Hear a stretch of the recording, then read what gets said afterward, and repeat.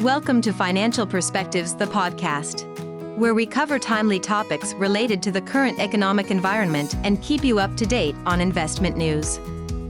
We also provide insights on how investors can maintain a long-term perspective. Please stick around at the end for important disclosure information. More information about Foster Group can be found in our ADV brochure at fostergrp.com. Hello. Thanks for joining us for a unique Financial Perspectives episode. In this one, we'll be focusing on year-end financial planning opportunities that may apply to many of you. In this conversation, I'm joined by Foster Group Senior Lead Advisor, Ashlee Vieregger. Ashlee works with families who have a combination of financial planning and investment circumstances that create some interesting opportunities. This is true year-round, but especially as we near the end of the year. So Ashlee's background as an attorney and a trust officer has given her insights and experiences that I'm looking forward to talking about today. So Ashlee, welcome. Thank you so much, Ken. I love year-end planning. I think this is going to be a fun conversation. All right. Well, I know it's going to be a little different based on what we talked about before. So in your work as an advisor, Ashlee, what's the one thing that you encourage, or maybe just one thing, not the one thing, but what is one thing that you encourage clients to think about as the year-end approaches?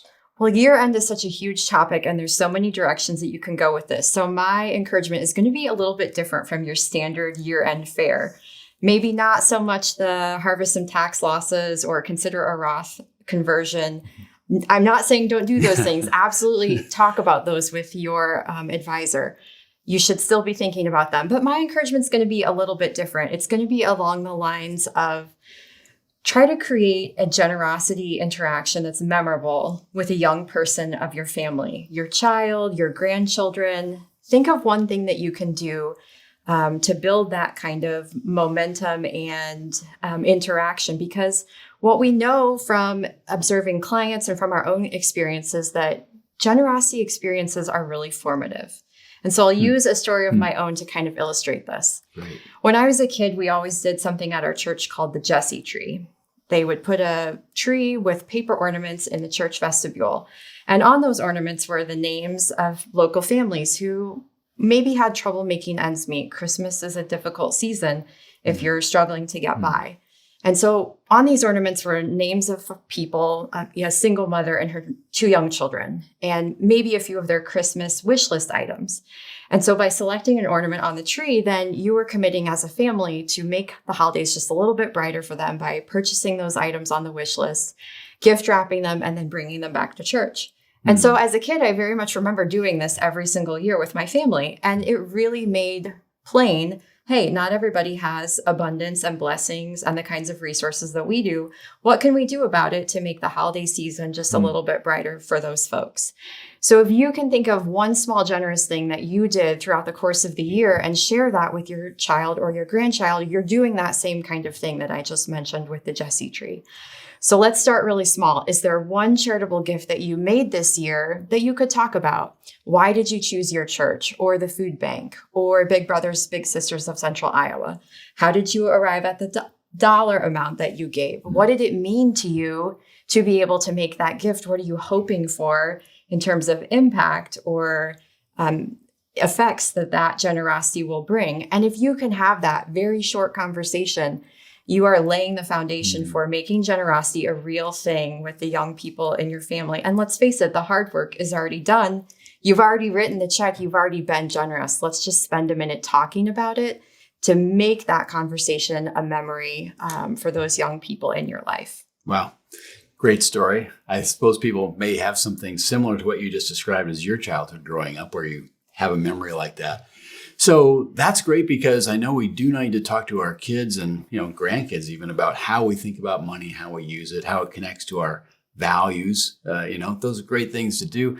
If we wanted to go maybe one step further than just saying, hey, this is something I've already done this year, what else might be kind of the next step? Yes, more. I love it. More is always better when it comes to generosity activities like this.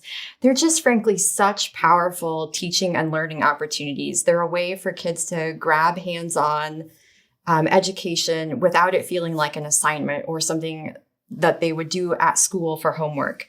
So here's the idea that we call the gift of giving at Foster Group. This is like a holiday tradition in the making, out of the box. You have to do very little work to actually make this happen. So it's great for getting started. Here's how it will work. If you have a Thanksgiving family gathering, this is the perfect time to kick off this exercise. Gather all of the young people in the room, ages 5 to 25, and maybe the oldest person in the family introduces a giving challenge. So that's maybe grandma or grandpa or a parent. Let each child know that they're going to be given amount of money to give away. And the rules is that it has to go to a charitable organization. It can't be kept for yourself or given to a sibling or a friend. It needs to go to a charitable organization or cause that will have impact. And the way that you dole the money out is maybe the child's age times $10. So 5-year-olds get 50 to give away and 10-year-olds get 100 and so on and so forth. And let the children know that they have until Christmas to decide which organization they would like to support. So for the younger kids in the family, they're probably going to need a little hand holding and help from mom or dad.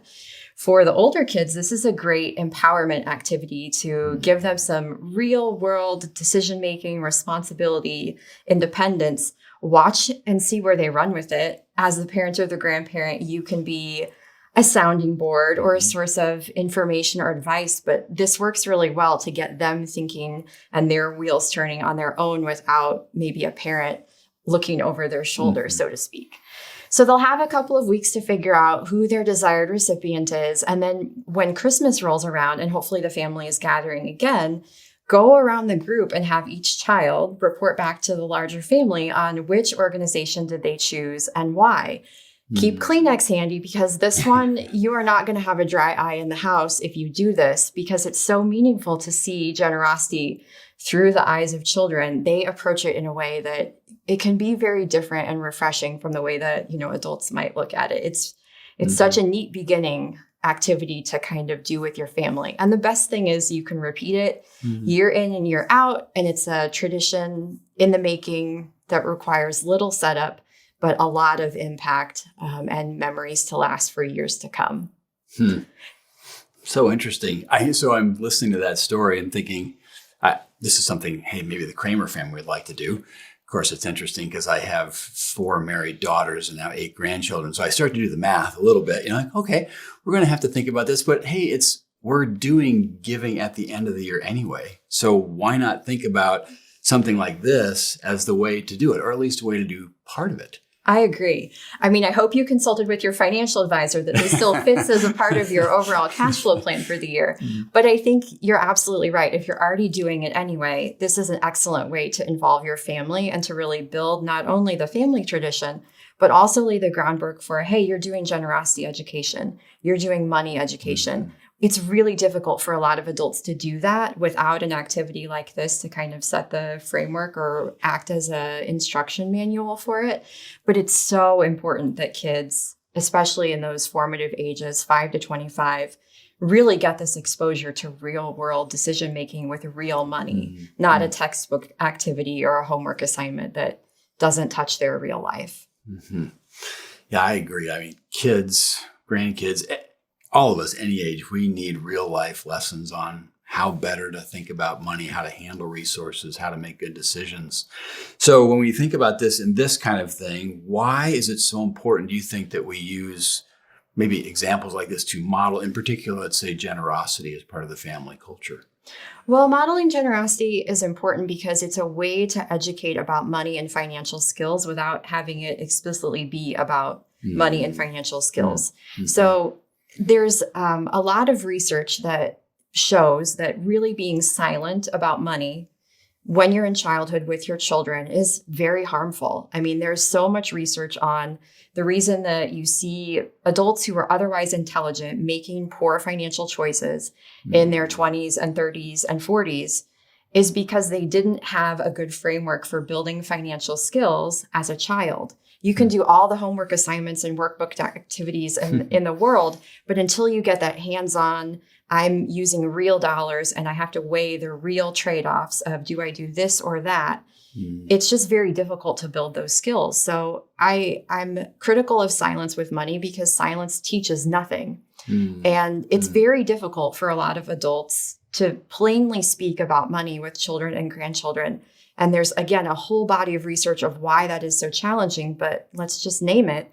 It's based on an outdated belief that a lot of us were raised with, that talking about these topics is just wrong or rude or inappropriate or impolite. And we need to jettison those things that aren't serving us well so that our kids are not repeating some of those challenges and difficulties that maybe we had to experience as young people, learning it on our own for the first time with not a lot of guidance or instruction. So if we can use tools like this gift of giving to do generosity education, to do money education without it feeling awkward or stilted, oh my gosh, that is going to pay such dividends for the young people in your life, your kids and your grandkids, because there's just no substitute for hands-on interaction to build skills.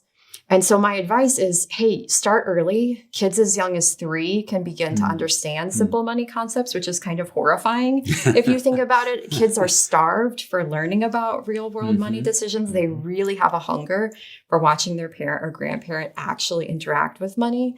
And start really small, like this activity around Christmas. One thing, just one small activity like this is so much better than nothing, because we know silence teaches nothing. So let's do something. It doesn't have to be everything, and it doesn't have to be perfect. But if you can start with this one thing, that's going to have a real impact. I think what you said there about let's do something, it doesn't have to be perfect. Sometimes when we think about money lessons or wanting to teach about anything, we get wrapped up into, oh my goodness, I need to have just the right words. I need to have just the right setup. The thing I like about this is it's really not an opportunity for any of us to teach something or have something that we have to communicate in a didactic kind of okay, I'm going to give you these 5 points why we should be generous. Instead, it's just, we're going to do this project together. And as a result, we know as a result of doing this project, people are going to pick up some lessons about what handling money is like. The other thing you said that I really like is until you actually are making decisions with real money, it's just such a hypothetical. I remember hearing for years and years stories about people who'd be given $1,000 to hypothetically invest in a portfolio. And then you'd hear about these incredible results that they had with their artificial $1,000. I'm so good on paper. I'm so good on paper. It's because, until you're really like, no, this is real money and this decision will actually have real consequences, you don't get to feel kind of the weight of what it means to handle a little bit of money. Like you said, whether you're 3 or 30, there's just a kind of a weightiness. Absolutely. Repetitions are key. Yeah, you just need confidence, and that comes from doing it again and again. And so what are the ways that we as family members can engineer situations that give the young people an opportunity that feels real? You don't have to be a gifted educator, right, to do this. You don't have to be the world's best classroom instructor. In fact, it's almost better if you aren't, because the idea is to learn together, not for a parent to teach a child on this or a grandparent to lecture to, a grandchild. Yeah. Very cool. Great stuff. Well, Ashlee, thanks for joining us today and for sharing this very practical idea about how to multiply the impact of year-end giving. The idea and spirit of generosity fits right in with our podcast goal to provide information and ideas that encourage people to be educated and prepared optimists. And sharing your generosity with future generations help to pass that optimism on. If you're enjoying Financial Perspectives as a podcast, please help us spread the message of educated optimism by liking us on your podcast app. Ashlee, thanks again for joining us today. Yes, thank you, Ken. This was a blast. Until next time, thanks for investing some of your valuable time and attention with us today. The previous presentation by Foster Group was intended for general information purposes only. No portion of the presentation serves as the receipt of, or as a substitute for, personalized investment advice from Foster Group or any other investment professional of your choosing. Different types of investments involve varying degrees of risk, and it should not be assumed that future performance of any specific investment or investment strategy, or any non-investment related or planning services, discussion, or content, will be profitable, be suitable for your portfolio or individual situation, or prove successful. Foster Group is neither a law firm nor accounting firm, and no portion of its services should be construed as legal or accounting advice.